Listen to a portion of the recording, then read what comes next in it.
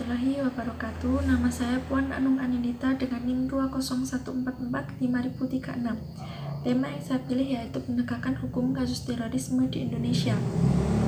Menurut ketentuan pasal 6 Undang-Undang Nomor 15 Tahun 2003 tentang pemberantasan tindak pidana terorisme, bahwa setiap orang yang dengan sengaja menggunakan kekerasan atau ancaman kekerasan yang menimbulkan suasana teror atau rasa takut terhadap orang secara luas atau masyarakat luas dengan sengaja atau bahkan menghilangkan nyawa seseorang akan dikenai hukuman penjara selama seumur hidup atau bahkan penjara paling lambat 4 tahun.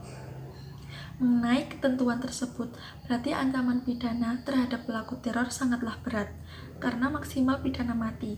Meski demikian, semuanya akan berpulang kepada keseriusan dan ketajaman nurani penegak hukum dalam menjerat pelaku, melalui tuntutan dan vonis yang sesuai dengan kadar kesalahannya.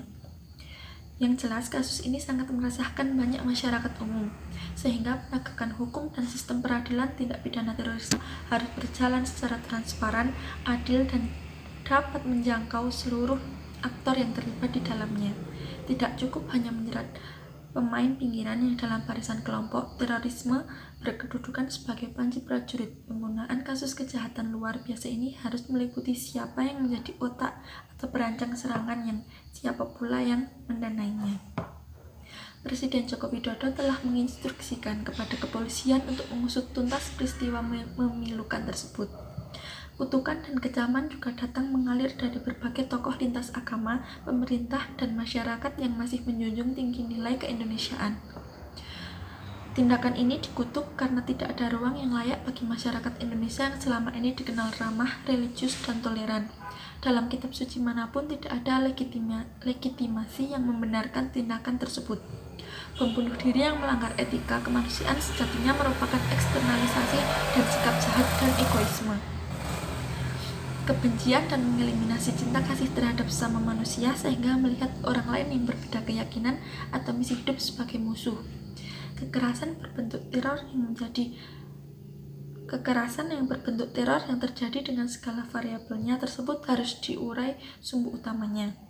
Dalam analisisnya mengenai spiral kekerasan menyatakan bahwa salah satu ekspresi kekerasan adalah untuk perjuangan penegakan ideologi. Istilah ini lebih dikenal oleh kelompok keagamaan garis keras dengan sebuah jihad.